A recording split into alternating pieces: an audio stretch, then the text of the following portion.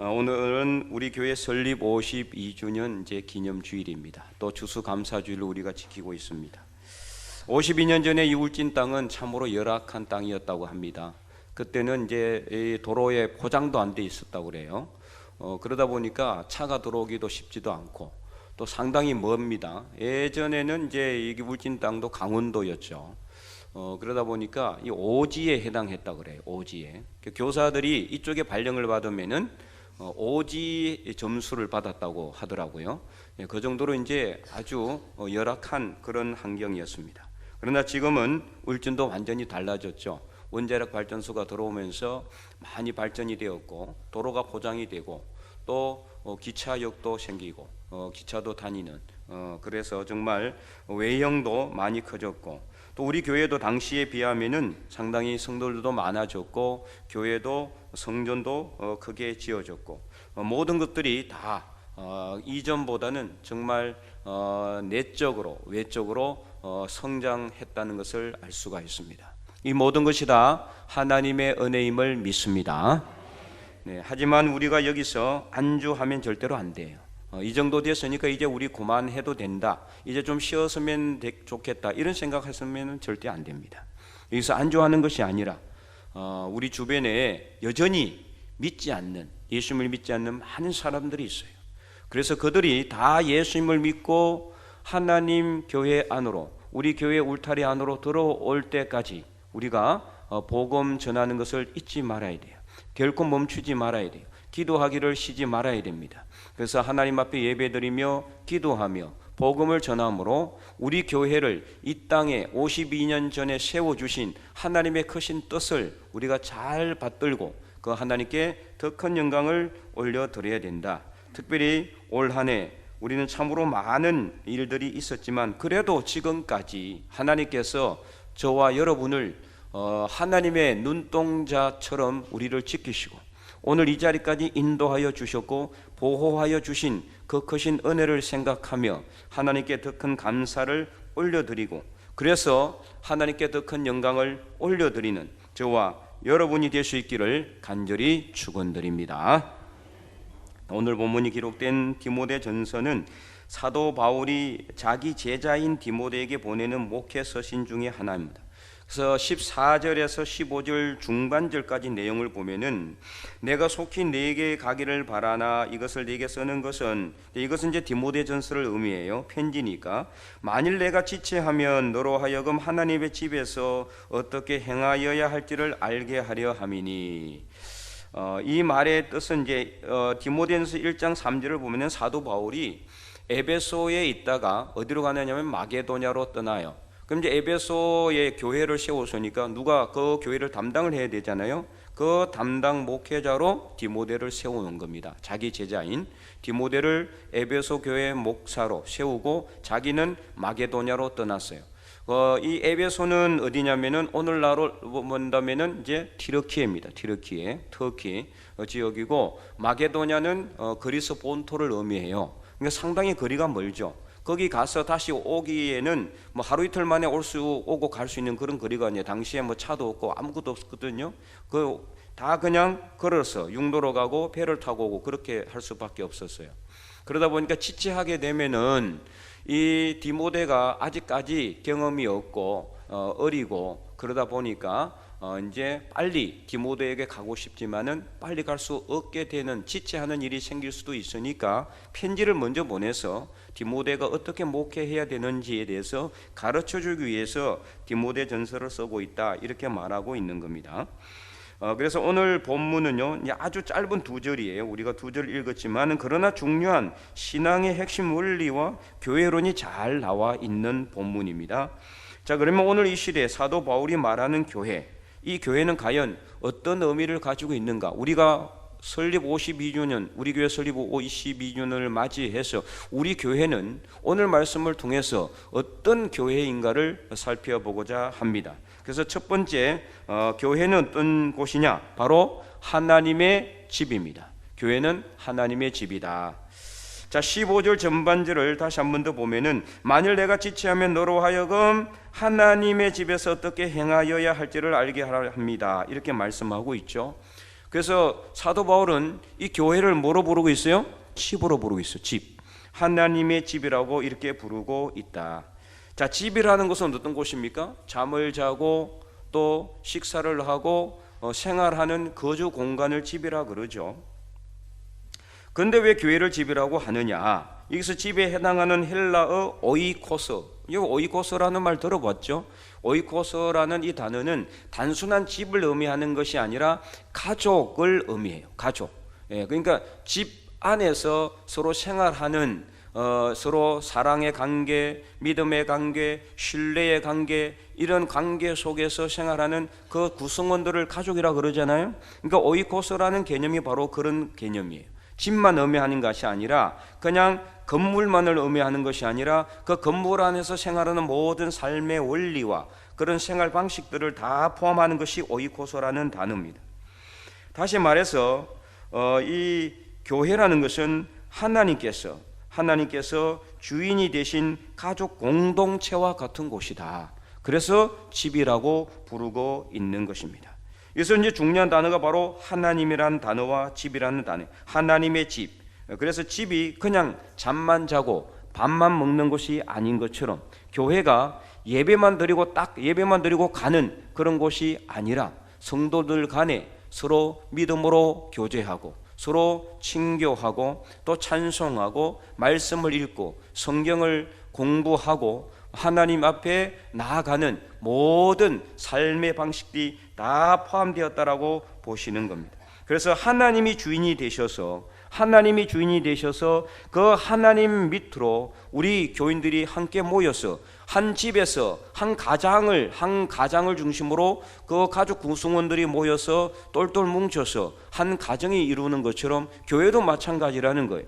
하나님 밑으로 우리 교인들이 함께 모여서 같이 교제하고 사랑을 서로 나누고 믿음으로 하나님 앞에 나아가는 이 모든 것들을 이야기하고 있다. 그래서 바로 하나님이 주인 되시는 교회, 하나님이 주인 되시기 때문에 성도들 간에 믿음과 기쁨과 감사와 평안이 넘치는 곳, 바로 이것이 뭐냐? 교회다. 이것을 말하고 있습니다. 우리 교회도 52년 전에 이곳에 우리 교회가 시작이 되었는데 우리 교회도 당연히 하나님께서 주인이 되신 교회입니다. 하나님께서 주인 되시는 가족적인 신앙 공동체라는 사실을 우리가 알아야 됩니다. 그래서 하나님께서 우리 교회의 주인이시기 때문에 우리는 주인 되신 하나님 안에서 믿음으로 연결된 가족이다. 우리가 남이 아니라 서로 가족입니다. 하나님 안에서 우리는 가족이 됐다는 것을 말하고 있어요. 그러므로 주변의 교인들 중에서 혹시라도 힘들거나 몸이 아프거나 어려움이 있으면은 그냥 외면해서는 안 됩니다. 같이 기도해 주시고 손잡아 주시고 위로해 주시는 것, 바로 이게 가족 아니겠습니까? 여러분들 가족 중에 누가 아프면은 그냥 내버려 둡니까? 아니잖아요. 그죠? 같이 돌보아 주고 위로해 주고 격려해 주고 또 이끌어 주잖아요. 이게 바로 가족의 원리예요.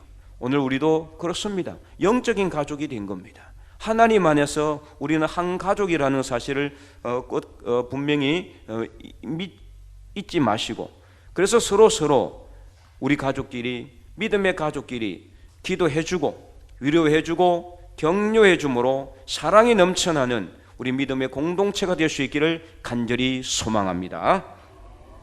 그래서 교회 설립 52주년을 맞이해서 하나님께서 주인 되신 이 교회를 통하여 저와 여러분이 믿음으로 한 가족이 되어서 초대교회처럼 함께 모여서 떡을 떼고 교제하고 사랑이 넘쳐나는 우리 죽변제일교회가 되어서 하나님께 더 큰 영광 올려드리는 우리 죽변제일교회 모든 성도들이 다 될 수 있기를 간절히 축원드립니다.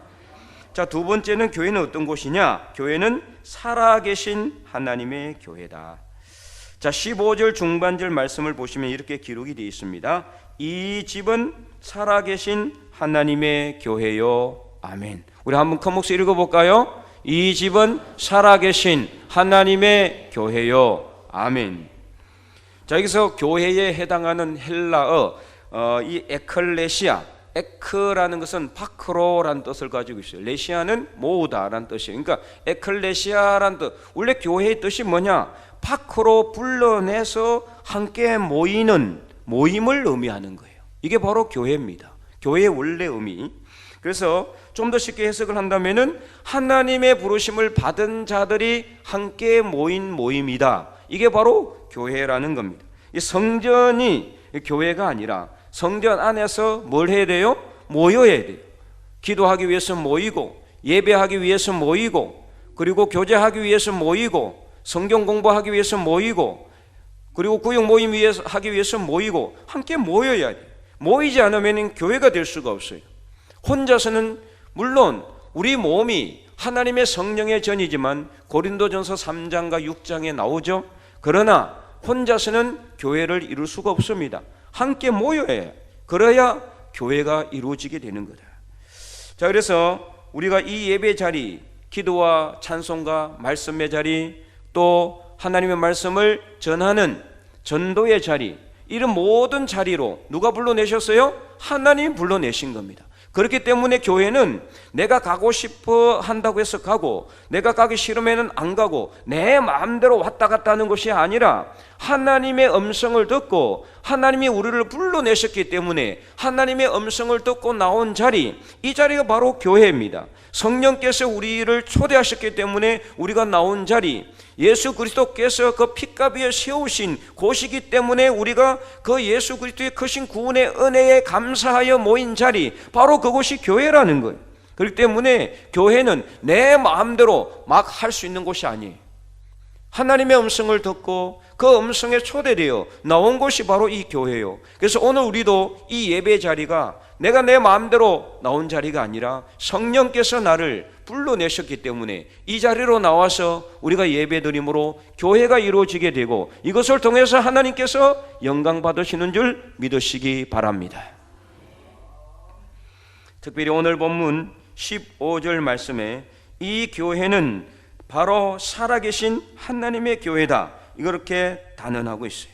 자, 이는 정말 중요한 영성적 의미가 있어요. 그것은 바로 하나님께서는 말도 하지 못하고 우리를 구원하지도 못하는 우상 같은 존재가 아니라 생생하게 살아서 지금 우리와 동행하시고, 우리가 잘못하면은, 우리가 실수하고 우리가 허물 있으면은 때로는 인생의 채찍과 몽둥이로 우리를 징계도 하시고, 또 우리가 하나님 말씀에 순종하면은 하나님께서 하늘의 문을 여시고 하늘 보물 창고를 열어주셔서 우리 모든 삶의 자리 위에 쌓을 것이 없을 정도로 복을 부어주시는 사랑의 하나님이신 줄 믿으시기 바랍니다.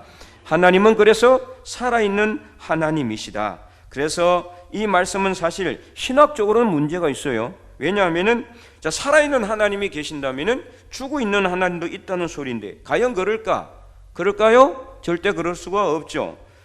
살아있는 하나님이 있다면은 죽어 있는 하나님도 있는 것이 아니라 왜 그러면은 살아있는 하나님이라고 이렇게 표현을 했을까? 그것은 바로 하나님을 믿는 우리가 하나님을 죽은 하나님으로 만들고 있기 때문이다. 오늘 이것을 우리가 깊이 생각하셔야 돼요. 무슨 뜻이냐? 우리가 문제가 생기고 우리가 어려움이 있고 우리가 어떤 이 환난이 있고 삶의 고난이 닥치면은, 어제 우리 다니엘 기도회 때도 그렇게 말씀하셨잖아요.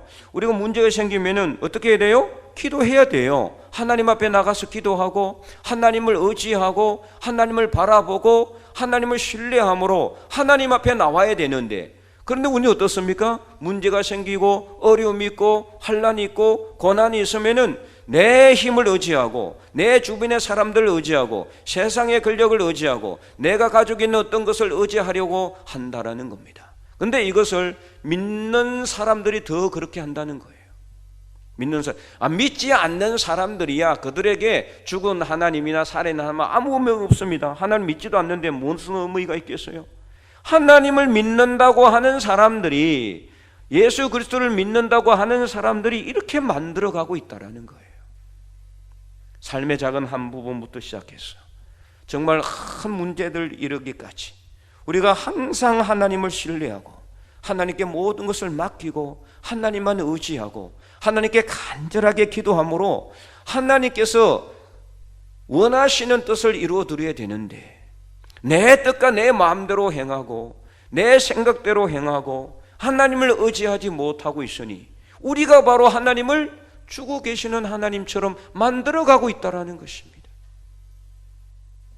하나님은 분명히 살아계시고 하나님은 분명히 역사하고 계시는데 그 하나님을 뒤로 제껴놓고 내가 막 내 마음대로 일을 처리하려고 하고 내가 내 마음대로 모든 것을 결정하고 그래 놓고는 나중에 문제 생기면 하나님께 원망하고 하나님을 섭섭하게 생각하는 우리의 믿음 없는 부족함 때문에 하나님을 살아있는 하나님이 아니라 죽어 있는 하나님으로 만들어가고 있다는 것입니다. 하나님은 절대로 죽을 수가 없고 죽어 있는 분도 아닌데 우리 믿음이 부족해서 살아계신 하나님을 죽어 계시는 하나님으로 만들어가고 있는 오늘 이 시대 저와 여러분의 믿음의 현주소를 깊이 생각하시고 우리가 살아있는 하나님을 만날 수 있기를 간절히 소망합니다. 그러므로 오늘 우리 교회는 죽어 있는 하나님이 아니라 살아계신 하나님이 임재하시는 생생하게 살아계시는 하나님이 임재하시는 하나님의 교회인 줄로 믿으시기 바랍니다. 그래서 우리가 하나님 앞에 예배드릴 때 하나님께서는 이 예배를 기뻐 받으시고 우리가 기도할 때 우리의 작은 신음소리에도 응답하시는 그런 하나님이신 줄 믿으시기 바랍니다. 어제도 다니엘 기도 때도 말씀했잖아요. 우리가 기도할 때 하나님은 어떻게 한다? 들으신다. 히스기야가 죽을 병에 걸렸을 때, 히스기야가 아수르가 쳐들어왔을 때 그 하나님이 전에 들어가서 또 죽을 병에 걸렸을 때 벽을 향하여 하나님께 통곡하며 눈물로 기도할 때 그 기도를 누가? 하나님께서 이사야 선지자를 통해서 내가 내 기도를 들었다고 분명히 응답하셨어요. 우리가 기도할 때 하나님은 들으십니다. 하나님이 주고 있으면은 어떻게 우리 기도를 들으시겠어요? 늘 살아 계셔서 우리의 작은 신음소리에도 귀를 기울이시고 계시는 그 하나님을 여러분 분명히 믿으시기 바랍니다. 그러면 어떤 것이든지 간에 여러분 하나님 앞에 나와서 기도하시기 바랍니다. 삶에 어려움이 있으면 기도하시기 바랍니다. 자녀들 문제가 있으면 기도하시기 바랍니다. 경제적인 문제가 있어도 기도하시기 바랍니다. 여러 사람과의 관계성의 문제가 있어도 기도하셔야 돼요. 그래서 어떤 일이든지 간에 하나님 앞에 기도하시면 살아계신 하나님께서 우리의 작은 신음소리에도 응답하시고 때가 되면 분명히 우리가 바라지 않는 것까지 하나님께서 다 알아서 이루어 주시고 응답하여 주실 줄 믿으시기 바랍니다. 우리 하나님은 절대로 죽어 있는 하나님이 아니라 지금도 살아서 우리가 힘들 때 우리 대신 눈물을 흘리시는 하나님이신 줄 아시기 바랍니다. 예레미야 선지자가 왜 그렇게 울었습니까? 그가 슬퍼서 운 것이 아니라 예레미야의 눈물은 하나님의 눈물입니다.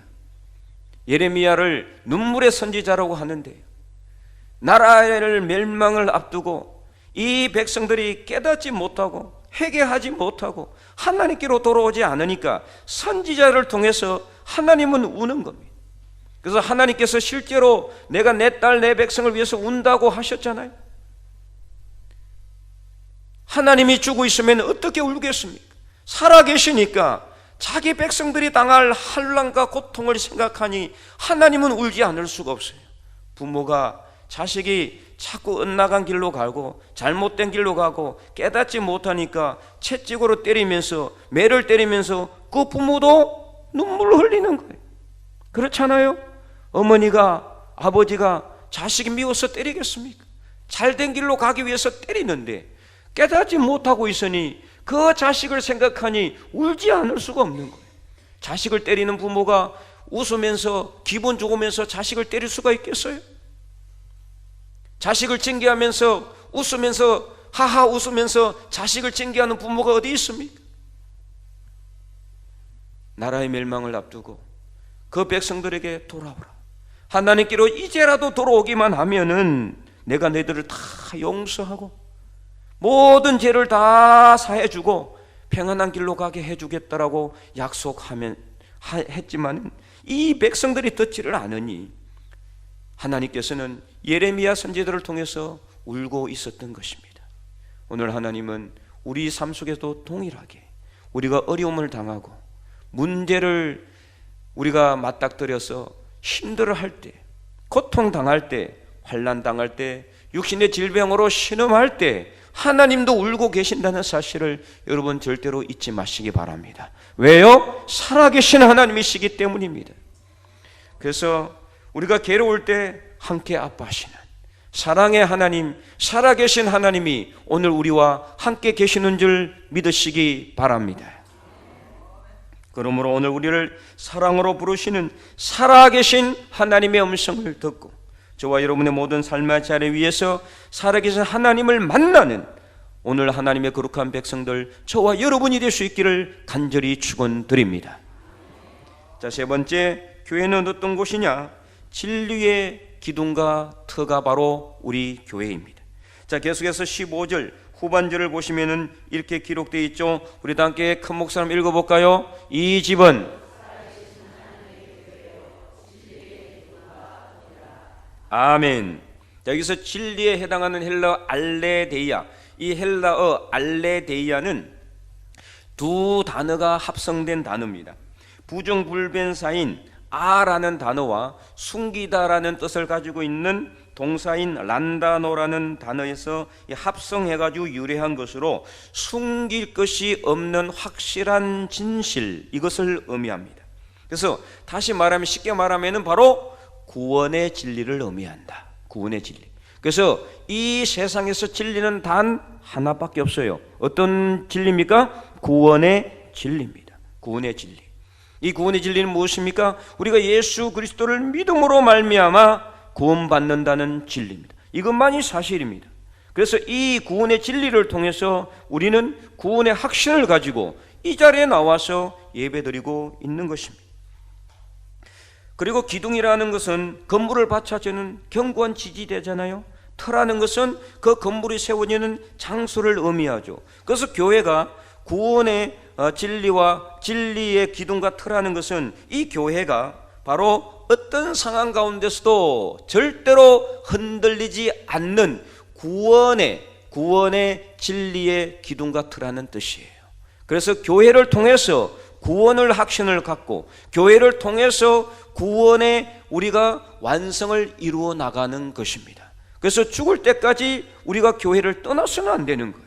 계속해서 교회를 통해서 우리는 구원의 확신을 가지고 이 구원의 완성을 향해서 나갈 때 나중에 우리는 하나님 나라, 그 나라에서 구원의 완성을 이루게 되는 것입니다.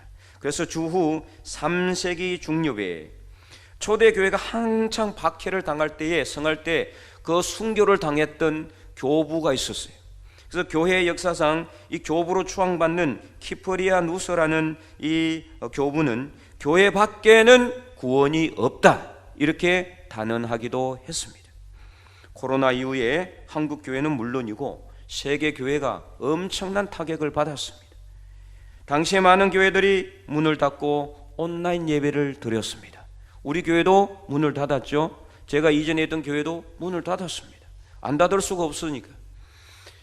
그런데 그때 온라인 예배가 시작이 되면서, 그전에는 온라인 예배가 있었지만 그렇게 강조되지는 않았어요. 근데 온라인 예배를 드리다 보니까 어때요? 편하잖아요. 교회 안 가도 되고 성전 안 와도 되고, 그렇죠? 애써가지고 뭐 차 타고 오를 필요도 없고 그냥 평안하게 집에 누워가지고 소파에 누워서 TV 틀어놓고 또는 휴대폰 보면서 예배 드리면 끝이. 헌금도 온라인으로 했습니다. 그러자 이후에 다시 코로나가 사라지고 나서 어떤 일들이 생겨났느냐? 온라인 교회들이 여기저기서 생겨나기 시작. 지금 온라인 교회들이 많이 있습니다. 그래서 그들은 성전에 안 모여요. 몇 달에 한 번씩 어느 카페나 이런 데 모인대. 성전 건물이 없으니까요. 근데 교회예요, 어쨌든 간에. 근데 이렇게 온라인 예배가 많아지게 되니까 성도들이 안 나오는 거죠. 일반 교회도 건물이 이렇게 우리처럼 건물이 있는 교회들도 온라인 예배를 더 많이 선호하는 사람들이 생겨나기 시작했다는 거예요. 그래서 많은 교인들이 안 나온다는 거예요. 이 오프라인 예배에 나오지를 않는다는 거죠. 우리 교회도 지금 이 유튜브로 지금 현재 지금도 이 예배가 지금 온라인으로 중계되고 있습니다. 부득이하게 교회를 나오지 못하시는 분, 부득이하게 육신의 질병이나 문제로 인해서 그분들 위해서 우리가 온라인 예배를 갖다가 하고 있는 것이지, 여러분이 안 나와도 된다고 그것을 만들어 놓은 게 아닙니다. 그런데도 수많은 교회들이, 그 성도들이 지금 교회를 안 나오고 있다는 거예요. 우리 교회는 감사하게도 코로나 이전으로 완전히 회복이 되었지만, 대부분 도시교회, 큰 교회들은요 코로나 이전으로 회복이 되지 못하고 있습니다. 많은 사람들이, 성도들이 교회를 안 나오고 온라인 예배 드린다는 거예요. 그래서 물론 오늘 이렇게 성전에 나와서 예배 드리지 않는다고 해서 그들에게 구원이 없다라고 할 수는 없지만, 과연 그들에게 신앙의 성장이 일어날 수 있을까? 쉽지 않습니다.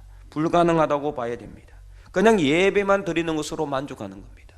그렇게 온라인으로 예배 드리면 제대로 된 하나님의 말씀으로 인해서 그들이 감동을 받을 수 있을까? 쉽지 않습니다. 그냥 형식적으로 예배 드리는 거, 이 정도로 만족할 수밖에 없습니다.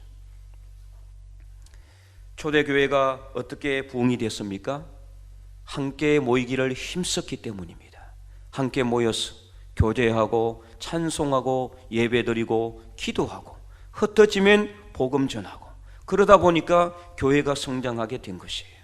함께 모이기를 힘쓰지 않으면 결국 교회는 죽게 될 겁니다. 문을 닫게 될 것입니다. 그래서 우리는 어떻게 해서든지 모이기를 힘쓰는 교회가 될 수 있기를 원합니다. 그래서 사도행전 2장 42절에서 47절에 보면은 이렇게 기록이 되어 있죠. 사도행전 2장 42절, 그들이 사도의 가르침을 받아 서로 교제하고 떡을 떼며 오로지 기도하기를 힘쓰니라. 43절부터 47절까지 우리 한 절씩 교독할까요? 사람마다 두려워하는데 사도들로 말미암아 기사와 표적이 많이 나타나니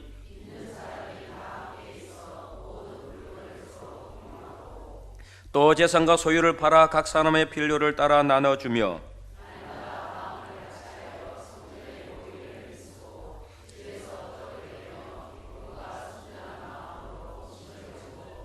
하나님을 찬미하며 또 온 백성에게 칭송을 받으니 주께서 구원받는 사람을 날마다 더하게 하시니라. 아멘. 네, 함께 모이기를 힘썼어요. 같이 모여서 기도하고 찬송하고 예배드리고 복음을 전하니 사람들이 칭송하고 믿는 사람들이 매일매일 늘어나는 놀라운 부흥의 역사가 일어났어요. 함께 모이지 않으면 교회는 절대로 성장할 수가 없습니다. 신앙 성장도 일어나지 않습니다. 구원의 확신도 더 약해질 수 있습니다. 그러므로 오늘 우리는 이 교회라는 것이 어떤 곳이냐, 구원의 진리와 구원의 진리의 기둥과 터라는 사실을 우리가 다시 한 번 더 잊지 마시고, 우리 교회를 하나님께서 세워주신 이유는 뭐냐? 바로 하나님의 구원의 진리, 이 복음을 온 세상 다른 사람들에게, 우리 주변에 믿지 않는 사람들에게 전하라고 하는 그런 크신 하나님의 뜻이 있기에 52년 전에 우리 교회를 이 땅에 세워주신 것입니다. 그러므로 우리는 이 구원의 진리, 복음의 진리, 이것을 전하는 것을 쉬지 않고 멈추지 말아야 됩니다. 중단하지 말아야 됩니다. 전도하는 삶을 살아야 됩니다. 그래서 우리 교회가 하나님께서 세우신 이 진리의 기둥과 터가 될 수 있도록 우리 모두가 힘쓰고, 그래서 함께 이 길을 향해서 나아갈 수 있기를 간절히 소망합니다.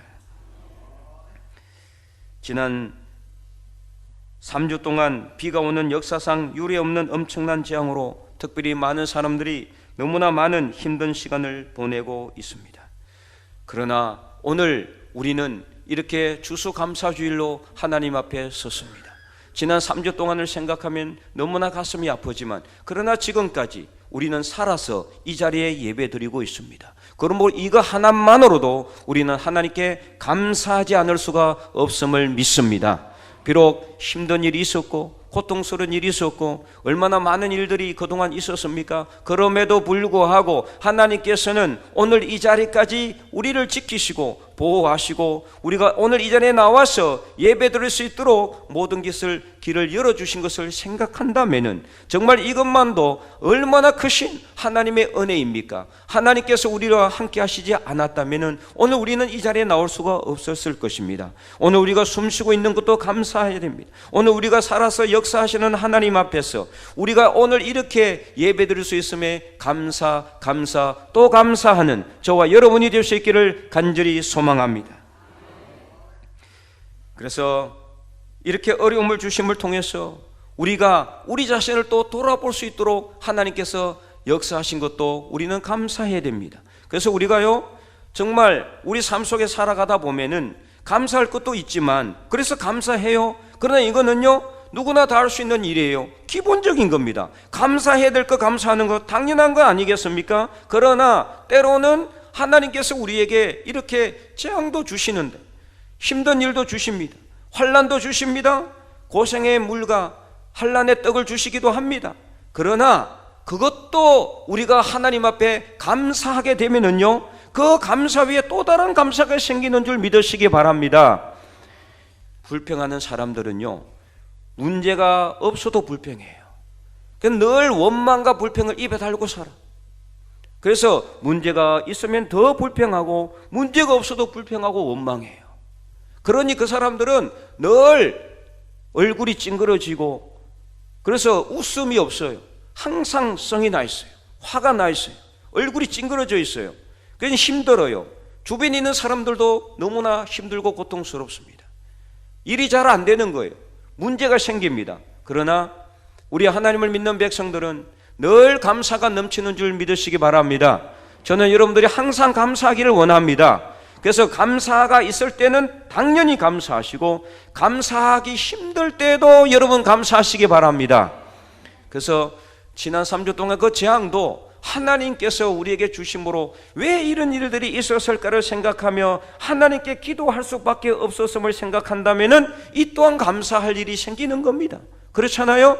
그래서 감사하는 사람은요 감사할 수 없을 때도 감사하게 되는 겁니다. 그래야 하면은 앞으로 어떤 상황 가운데서도 항상 하나님께서 우리의 삶 속에 더 많은 복을 채워주실 줄 믿으시기 바랍니다. 그래서 교회 설립 52주년을 맞이해서 하나님께서 지금까지 우리 교회에 베풀어 주신 크신 은혜를 절대로 잊지 마시고 영원토록 앞으로 우리 교회가 죽은 교회가 아니라 살아있는 교회가 되어서 살아계신 하나님께서 임재하시고 살아계신 하나님께서 역사하시고 살아계신 하나님께서 이끌어주시고 살아계신 하나님께서 우리와 함께 하시는 그런 교회가 되어서 하나님께 더 큰 영광 올려드리는 이 지역을 책임지는 하나님의 복음 진리를 전하는 진리의 기둥과 터가 되는 우리 죽변 제일교회가 될 수 있기를 주님의 이름으로 간절히 축원드립니다.